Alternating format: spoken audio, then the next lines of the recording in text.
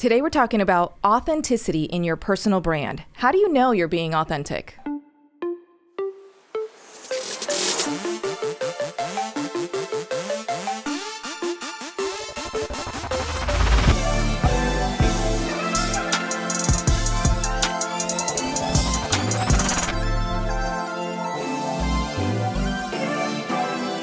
Hey there, all you edgy entrepreneurs. Welcome back for another episode. And this week, we're going to talk about some fun when it comes down to authenticity and branding. We are your hosts. I am healthcare entrepreneurial coach Daniel Tribby, and I'm alongside... I'm life and personal performance coach Oriana.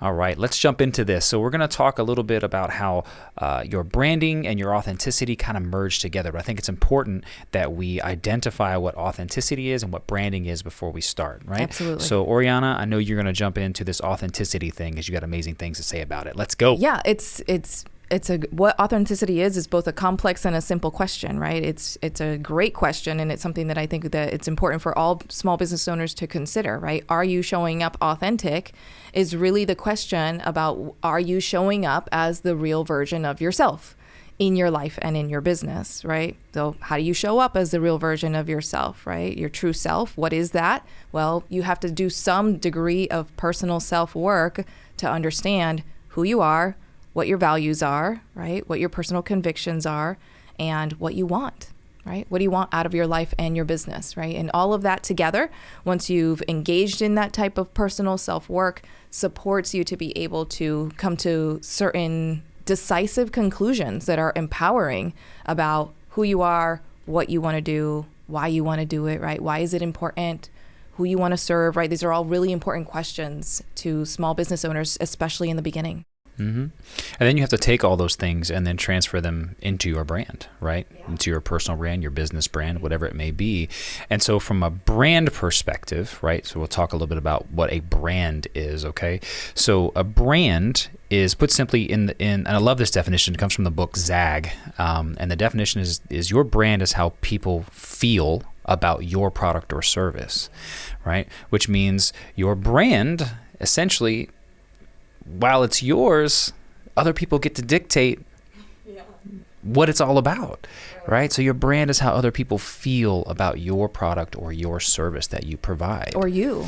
Right, or you as an individual, right? So the question is, how are you showing up, right? Mm-hmm. Versus how do you want to be perceived? Right. Like I'll say to people like, you have a brand, and particularly you have a brand reputation, whether you consciously construct it or not, or whether you know it or not, right? Like you have a brand reputation. Even if you're not a small business owner or entrepreneur, you have a brand reputation within your company, right? As within the employment setting, right? You're either known as a person that's easy to do business with, or a person that other people work around, right? I'm saying that in the nicest way possible, right? I'll say it for you. It's a pain in the ass. In corporate terms, right? It's like, that's the person we don't involve. That's the person we don't call into the meetings. That's the person we work around, right? And so like you have a brand reputation for that, and people already like know you. And so my whole thing is like, you can consciously construct your brand and make decisions about what you want people to feel like when they interact with you, your business, your service, your brand, right? Like I can actually make powerful decisions about what I want other people to feel, because then that guides my actions, and it makes me have to think every time I'm going to do something, right? About is this going to make people feel the way that I want them to feel when they interact with my brand, right? And if not, I can pivot or correct course. But even if you're not consciously doing that, you kind of leave it open to the whims of whatever happens, and people are going to feel whatever they feel, and you may or may not have that intent. You have to be consistent there, right? You have to be consistent in that brand image, okay? So let's use, I use the hotel analogy a lot, so we're going to stick with it, all right? Because people will understand this. If you ever stayed at a Ritz-Carlton, then you've stayed at every Ritz-Carlton, because the experience is the same, right? If you've stayed at 3 or 4 or 5 different Ritz-Carltons, you're going to get the same type of experience. And the reason is because they train and teach everybody they hire how to live by their mission and vision, right? How to live in that value system that exudes this customer experience, right? And they also, I heard this in an interview, they also empower their employees to make financial decisions up to a certain dollar amount. So for instance, if you had a bad night, like your toilet in your room didn't work. So, and you came down to breakfast and the waiter said, "Hey, Mr. Jones, how was your night?" And he goes, "We had a toilet issue. I had to call down the desk. We had somebody come up, so I'm kind of tired. I didn't sleep very well." Well, that server in the restaurant can say, "I am so sorry that happened and that was your experience. I would like to buy your breakfast today." Right? So they're empowered to continue to provide excellent customer service and excellent customer experience. And that's across the board. You're always going to get that at every Ritz-Carlton. Now, how many of you have stayed at a Marriott or some other brand of hotel and you have a different experience everywhere that you go? Okay, you may have a really good stay or you may have a really bad stay, or it may be somewhere in between, but it's not consistent. So this is just a brand name. This is a logo. It's a brand name. People know it. It makes millions of dollars. I'm not saying it doesn't. It's one of the top hotel chains in the world, right? Or if not the top. It makes millions of dollars, but the experience is constantly different versus a brand promise, which is what you experience at the Ritz. Yeah, absolutely. I mean, I've worked with a lot of individuals who really get caught up in the minutia of branding or rebranding, right? And it's about the logo and the colors, right? And it's just like, I just want to pull my hair out or just shake them and be like, okay, nobody gives a shit about your logo and colors. Like, pick a scheme that is visually appealing and move on. Here's what people do see: you, your energy, your vibe, your face, right? Like your words, right? You're even more than particularly if you're a knowledge expert and service provider like we are, right? People are trying to connect with you. They need to connect with you first before they even give a shit about my coaching programs, right? They've got to connect with you. They got to feel like she understands me, he understands me, right? And so if they don't, if we don't show up, and the knowledge expert service provider, right, like could be an attorney, could be a healthcare professional, could be any number of different people who make a living selling their expertise. That's what I'm talking about, right? Like your brand is you. It's what you do, how you do it, why you care, why you think other people should care. It's your understanding of the problems that you resolve for people and the outcomes that you get for them and how you present that in the world, right? Like all of that consists of an authentic brand and an authentic brand presentation. And when you're not hitting the mark on that, right, like you'll end up attracting the wrong people, those clients who take up 80% of your time, right, and they're nickel and diming you, right, like you're not having pleasant experiences with your clients essentially, right, because you're attracting the wrong people because you're either talking to everyone and no one, right, like you've said many times, or you're just talking to the wrong niche, right? And so you could also experience inability to close sales, right? Because you're not talking to the right people. You're not using the right words to talk to the right people to resolve the problem that you want to solve in the world. Yeah, and this whole idea around if you're for everyone, you're for no one applies across multiple different areas, right? From marketing to selling to branding, all of that, right? But if we talk about that within branding, you don't have to be for everyone. Right? So for those of you on social media who feel like you need 1 million followers, right? Why are those 1 million followers there? Are they there because you have something valuable to say? Are they there because you're half naked? Like, why are they actually there? Versus, I only need like 1,000 people to do business with me, connect with me, and yeah, if that, and purchase my products because they know, like, and trust me, and they identify with me. And this is a big thing. So we'll go back to the Marriott versus the Ritz-Carlton, right? So the Ritz-Carlton, it caters to a higher end type of individual, right? Yeah, they're super loyal. Right. And so these people have an expectation, right, where some people might think it's bougie or it's overdone, right? So if I go on Google and look, I might have 4.8 stars for Ritz, and then there's a handful of people who gave them that 1-star rating, right? The majority are 5, and then there's a couple people who gave them the 1-star rating. Does that mean that their brand was bad or the experience was bad? No. It could just mean that those people didn't identify with that brand. So this goes back to what you were saying a second ago. Who's your niche? Who are you really targeting? And how do they identify with their problems, concerns, and how are you going to identify with those things with your product or your service, right? So you have an interesting story about a restaurant that I think fits right in line with this. Amazing restaurant, great experience, but super fine dining, white linen tablecloths, right? Like 5-star restaurant by a popular and famous chef here in the local area. And no doubt that the service was absolutely impeccable, right? Like the kind of service where like they know your name, they say your name the entire meal, right? Like they clean the crumbs off of your white linen, It's amazing service, beautiful restaurant. And for me, from my perspective, right? Like the food itself, it's not that it wasn't good, it was just not my style.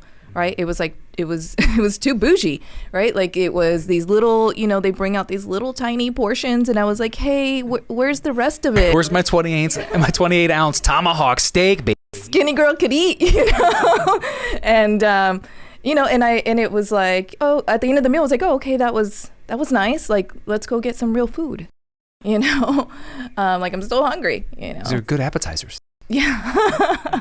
And it's like you drop $300 right on a 3-course or a 4-course meal and a bottle of wine, and it's not what you expected, but that doesn't make it bad. It's just not my style.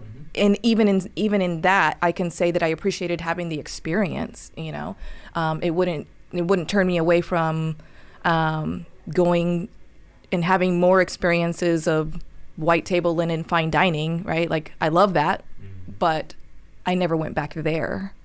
You know? And there's nothing wrong with that place or that food or that service or that experience. It just wasn't for you, right? So their experience is authentic to a person who values that experience, right? And you clearly didn't value that experience.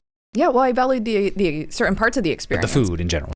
I didn't value the food specifically. It was, it left something to be desired for me. But again, that doesn't mean it was bad. Doesn't mean that in general people shouldn't go there. Like that's just me. But that is really the entire purpose of a brand, right? Like there will be parts of your brand that are going to attract people and that are going to repel people. And that is the entire point. That is a good thing, right? This is like boundaries in dating, like you want to show up with standards and boundaries because you want to repel the wrong people. Yeah. You want to repel the pain in the ass clients or prospects. You want to repel the people who are going to nickel and dime you, right? You want to repel the people who don't believe in the way that you go about managing your business or providing service, right? Like they want to dictate how you provide service to them, right? Like I'm cool repelling those people. Yeah. Like, go find a coach that is going to let you coach yourself, and you clearly know more than I do. Come on back when you're ready to get real results and stop pissing around. Yeah. Right? And like, that's cool. That's cool. I don't need to attract every single type of person into my coaching business. Right. But for me to repel or attract anyone, I have to be polarizing in some way, which means that I have to show up in a stand. And to show up in a stand, which is like a clear, solid message that's like, it's like saying your convictions, your personal convictions. Like what are your personal and your business convictions on your stand, which is how you resolve the problem or the issue that you are out to resolve, right? Like, what is it that you believe is a problem in the world, right? I believe that violence against individuals is a problem in the world, right? So that is, if that's my stand, right, how is it that I talk about that, right? I don't talk about it in the traditional way that a lot of people do, right? I talk about it in a different way, in a way that upholds the sovereignty, particularly of men and masculinity, right? Which isn't necessarily the point of view of a lot of people who are talking about dating or domestic violence in particular, right? Or reducing violence in the world. So if I show up that way, which is in alignment with my personal values and convictions, and there are people who come across my content and they don't like it, I'm cool if they move on, right? Like you just have to be okay with with being polarizing and not attracting every single person. Yeah, I 1,000% agree with you. And the fun part about all this is we can take this back to a prior episode where we talked about your why, right? And your why had a lot to do with what you just said. And so when you are passionate about your why and you speak from that place, guess what happens? You're polarizing, right? And people identify with you because they're like, oh, she's like me, or he is like me. Or I never heard a woman talk like that, or I never heard a man talk like that, or I never heard this issue talked about so openly or in this way. Right. And so the fun part about this is that you often, and I've done this before, so I'll use myself as an example here. When I first got into being a business coach for healthcare entrepreneurs, I wrote a book and I was like, I really want to help these people because I've been through all the things that they've been through, and I built this $1 million business, and I want to show other people how to do this because my why is that customers in healthcare or patients, healthcare consumers, if you will, deserve a better experience. So what better way to give that to them than to teach the providers how to give that, right? So I'm going to do this. There's a lack of it. Nobody out here is doing this. And then I step into it and I get all these emails and all these ads on social media about other people doing it. And I immediately go, fuck, maybe these people already have this niche covered. Maybe I can't do this. And I start retracting into my limiting beliefs. And when you do that, you don't show up powerfully or polarizing, right? And so this is something I want all of you to listen to. Just because somebody else is out there doing what you're doing or offering what you're offering does not mean that everybody else on the planet loves them. They don't. Right? There are people who will connect with you just because you are you, just because you have a passionate why, just because you're polarizing enough to attract them. And this is such an important point because we see other people doing something and we think, oh man, they've already got this under control. But there's a ton of people out there that don't identify with that person. And you being authentic to yourself, your why, and putting that out there will consciously and unconsciously attract people who feel and align the same way. And that becomes your 1,000 people, your 100 people, your small tribe of individuals that will continue to consume and pay for your products or services because they know, like, and trust you. Right, because you're the one providing it. Yeah. I mean, you have to show up powerfully, which means the equivalent of authentic, right? You must do that to attract healthy relationships. You must do that to attract a tribe, right? If this is about attracting people who are personally, emotionally, mentally, even spiritually aligned with you and your value system. Financially aligned, right? Aligned in their business goals, aligned in their view and perception of the world. Right? Like if you're an optimistic person and you're a glass half full person, like it's draining to be around people who are complaining and in misery all of the time. Right?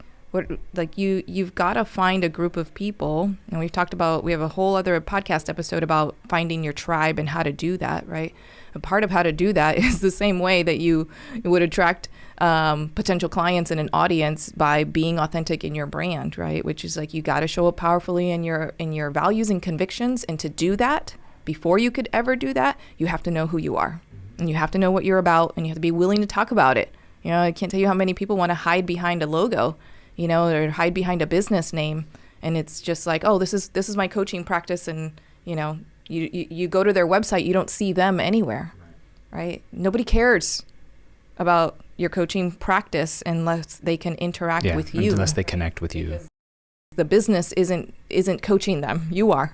That's true. I mean, I think about so many brands out there that the product has become synonymous with the brand, right? If I want to blow my nose, I might reach for a Kleenex.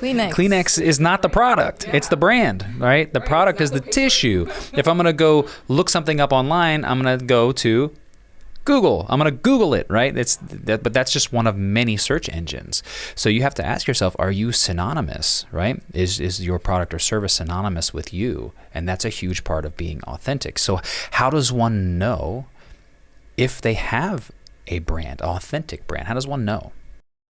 Yeah. Yeah. I mean, some of that is personal assessment, but I encourage people to ask, right? Ask other people. Make it clear how is it that you intend to come across, right? And ask people, like, did this come across at my event? Or does this come across when you visit my social media profile? Could you take a look, and give me your feedback about my website, my social media profiles, right? My podcast, my event, whatever it is, right? And know, like, you first have to define what you want to feel like when you engage in your business within the context of your expertise and providing that as a service for sale, right? So what do I want to feel like in doing what I do on a daily basis, right? And then what do you want other people to feel like when they interact with you and your brand virtually and with you and your brand in person? Yep. Right? So define like what you actually want them to feel like, and how you make that a seamless experience for them is by making it authentic to the real you. Right? Have you ever seen somebody on social media or read their book or somehow otherwise, like before you actually met them in person, felt connected to them? Yeah, you knew them because you felt connected to them. You read their book, you listened to their music, right? Recording artists, this happens all the time. And then you meet them in person and they're like a completely different person than what you imagined in your mind, right? The picture that you created for yourself or the feeling, right? You're like, oh, they're not a nice person at all. I have a friend who met somebody, a famous person in an elevator once. And I was like, oh my gosh, that's awesome. What was it like? And they were like, oh, they were kind of an asshole. Yeah, I promise all of you, I am the same foul-mouthed smart ass in person that I am recording right now.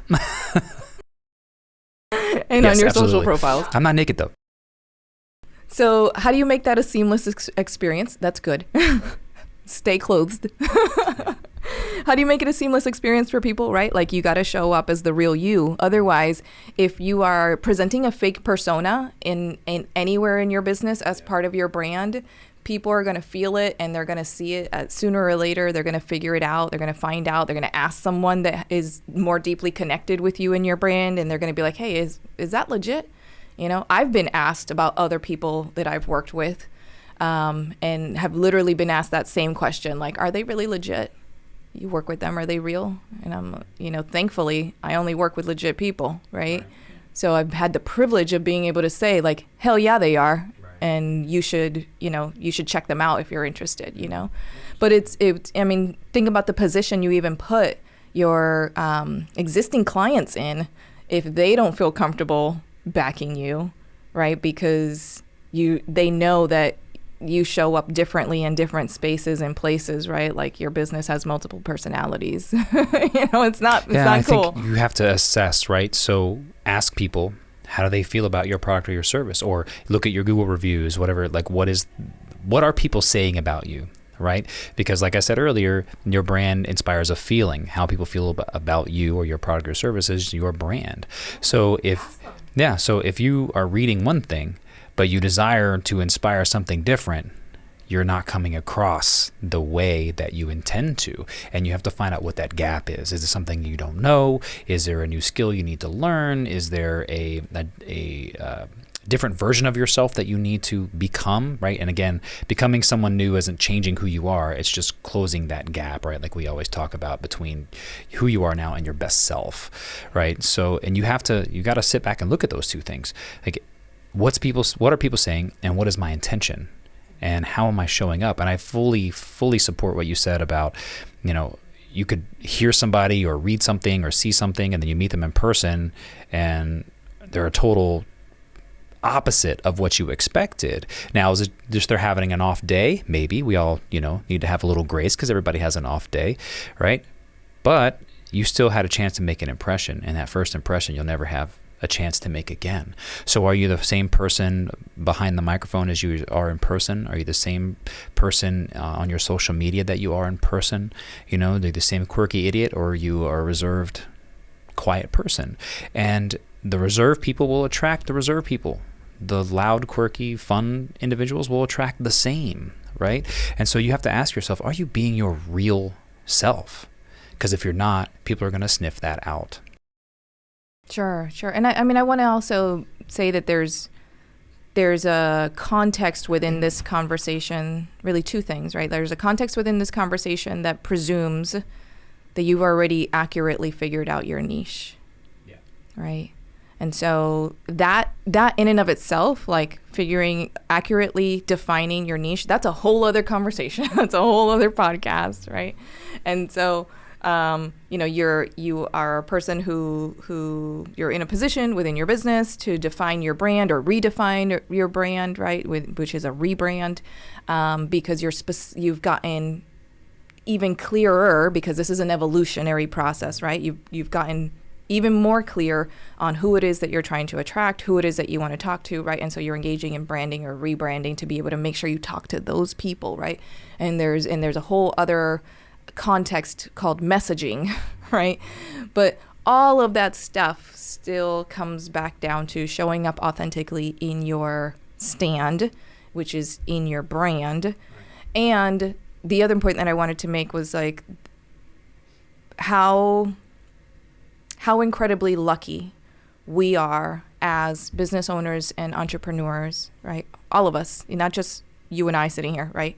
Everybody who is operating within the wild, wild west of small business ownership, right?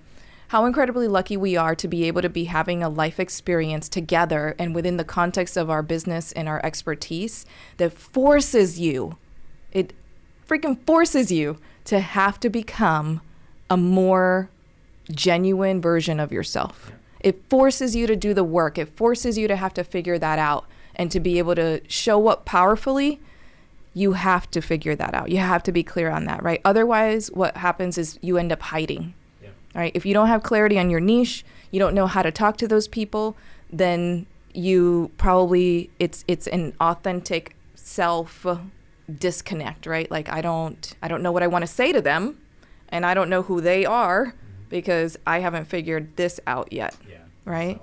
And so the way that our businesses operate as a vehicle to push you into doing that work, I think is a beautiful thing. It's not comfortable, but anytime you're trying to grow and become a better version of yourself, it's uncomfortable, right? There's resistance, there's pushback to that, but I think if you want to influence your brand, right, in a positive way, which is the question we're going to move to now, how do I influence that? How do I influence my brand in a positive way?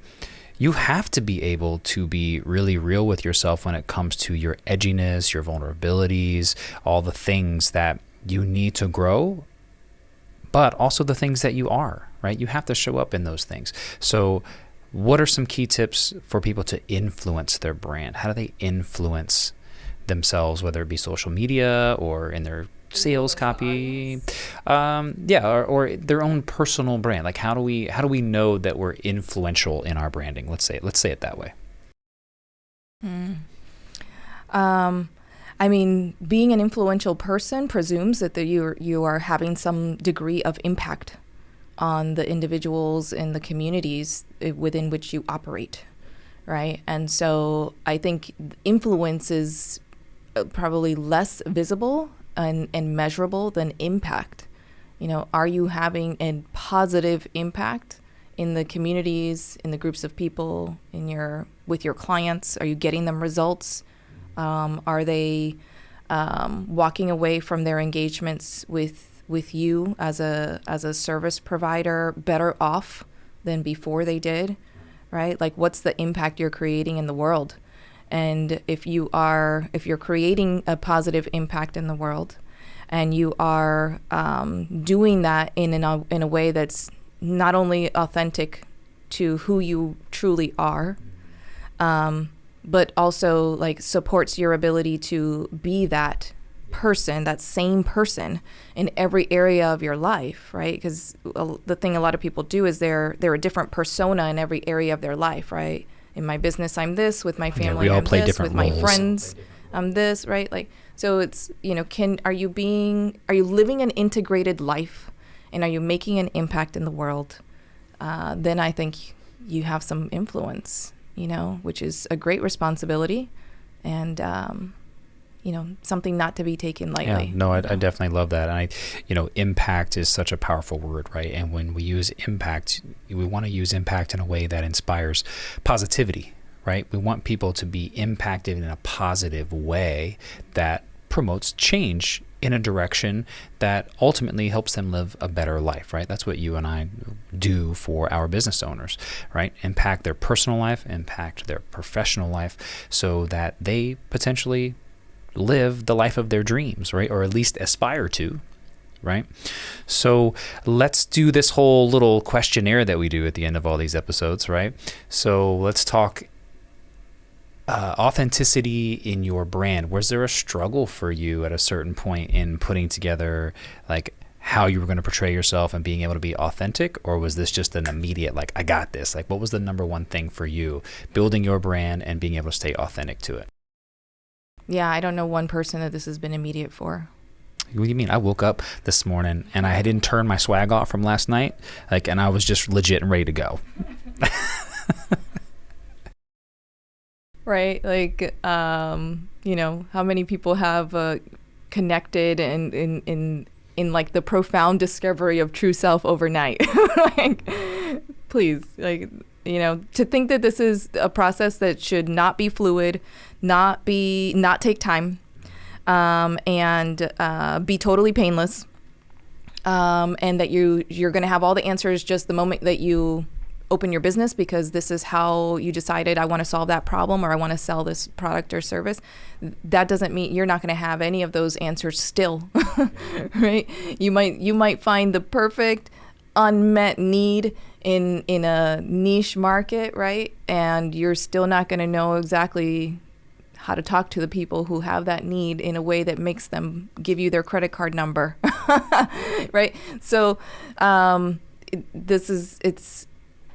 I think for me, it was like getting to this place where I realized and just accepted, like I just had to get okay with my business and my brand is going to evolve as I do, right? As I grow, as I learn, as I evolve, as I work with more clients.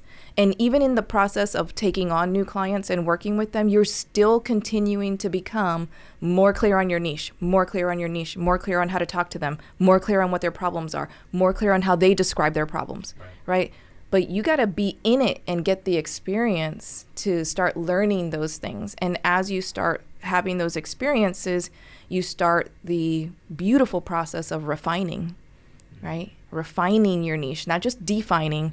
Now you're refining your niche, refining your brand, right? Refining how you not only describe your stand to the people who are interested in what you do, but how you show up in your stand, right? Like refine that and just make it like a beautiful work of art, right? Like even more precise as time goes on. This is what perfecting your craft is all about, right? So I think now I'm going into my second full rebrand and my fourth website launch pretty soon. And it's only been 3 years, right? Like from mid 2018, 18, 20, yeah, about 3 years. You know why? Because I keep getting more and more clear on who I serve, how I serve them, what I do for them, why I do what I do for them, what results and outcomes they can expect, and how to message that to them, right? And the more clear I get,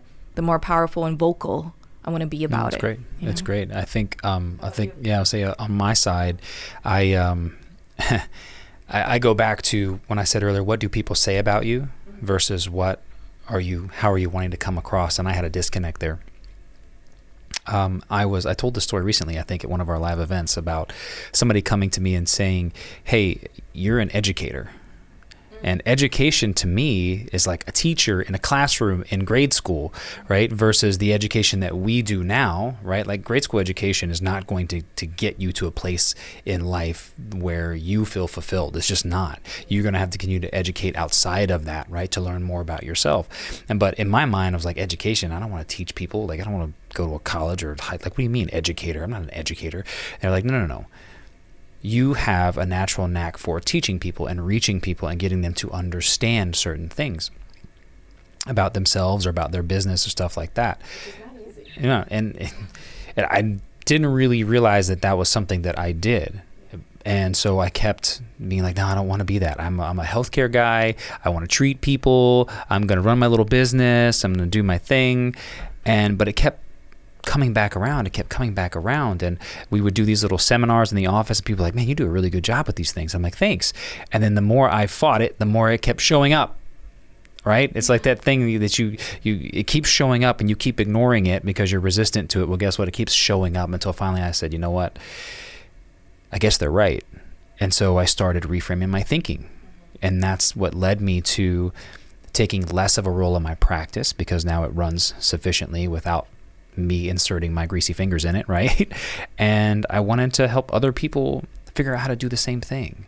So I wrote the book, and then just started really identifying with what it was that people went through and how I could help them in this healthcare entrepreneurial space, help them grow, help them build better businesses, help them with their own, self-realizations and personal growth. And that was the moment when I was like, okay, now we're connecting with what people are saying, with how I want to be perceived. Now I have a brand. Right.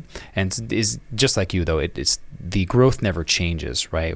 I've said this a million times on this podcast. You got to be a student first before you can teach anybody. You got to learn. Right. And so it continues. I continue to learn from the people that I work with. I continue to learn, for myself so that I can be a better steward for these other people. Right. And the more that I refine that, the more I attract that person who wants those same things. Right.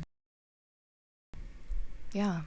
I mean, it's a journey, right? It's a process, and it's worth engaging in, and it's necessary if you want to be in small business ownership. Absolutely. Well, this has been our discussion on authenticity in your brand, your personal brand, right? More than just your logo. So we hope that you guys have gotten some good little tidbits from this that you can then use to improve your authenticity. But before you go, as mentioned, we have something exciting to announce. So, Oriana, take it. Go. Yeah. So we're launching a new 1-year mastermind. Yes. And in that 1-year mastermind, you will have the opportunity to engage in small business discussions and growth and personal and self-mastery education in a community of people who are like-minded and who want to do the same thing. So it's really exciting, because if you've ever wanted or felt like you needed or wished you had a roadmap for your life and business, some kind of blueprint, some kind of support system, of individuals who are doing the same thing, this is it. And so we're super excited to bring this Absolutely. to life. And if you are interested in this program, right, there is an application process, and then you get to have a one-on-one call with us to make sure that, again, we want to remain authentic to each and every one of you. So we want to make sure that, we align with you and you align with us, and we can all take this experience on together. So if you want to take part in this, what you're going to do is go to edgyentrepreneur.podcast.com, and you're going to send us an email. And in that email, you're going to send just the word project growth. Yeah. Just those 2 words, project growth. Yep. So there's a way you can connect. The email is connect@edgyentrepreneur.podcast.com. And you're just going to send project growth. And we will send you the link to the page that describes this in detail, as well as leads you to the actual sign up form. So I hope to hear from a bunch of you listening to this, and we want to see you guys grow as people and as professionals, and join our community of amazing edgy entrepreneurs. What are you most excited about this program, and what our listeners are going to get if they engage? Man, me personally, I'm excited about the connection, right? I always love connecting with people who have a drive and a vision to do bigger things and just have this hunger to learn. So that connection for me is huge. I'm a people person. I hate being alone all the time. I'm like, in the world of like COVID and all this shit, I was dying inside, right? So I'm looking forward to the connection in the group and the community. But as far as what people are going to learn, I feel like so many of us as business owners want to drive the car really fast, but don't have a real direction. And as soon as somebody helps you get a roadmap for where you want to go, things just align. Oh yeah, that clarity is priceless. Yeah, so that's what I'm looking the most forward to. What about you? Yeah, so like I envision the experience that I have now with my clients, but on an exponential level with this group, right? So now I work with clients one-on-one, and when they share with me and when I see the results that they create at the end, right? And I'm just like, oh my God, I'm so excited, right? Like I'm just like a proud mom. It's so weird, but it really is a feeling because like I really have like genuine, like so much care for my clients. And I love watching their life experience and their journey and how they evolve, but also what they create at the end of the day, right? And how they step into like the life that they have always wanted, you know? And so I think that for me, seeing that on an exponential level because of the size of what a group could co-create, you know, for themselves as individuals and collectively, I'm super fucking excited about that. Yeah. That's awesome. I could feel that. There's that authenticity right there, baby. Yeah. All right. That's awesome. Great. Well, I hope that all of you will go check that program out. And also, not going to demand the likes and the subscribes and the reviews this time, but what I would like you to do is if you know somebody that would benefit from this program, please forward this podcast episode to them so they can hear it, listen to it, and hopefully it'll be something that allows them to see that they need this in their life to really become and do the things that they want to do. Yeah. Let's do it. edgyentrepreneurs.com. Let's go. All right, guys. Take care. We'll see you guys next go around.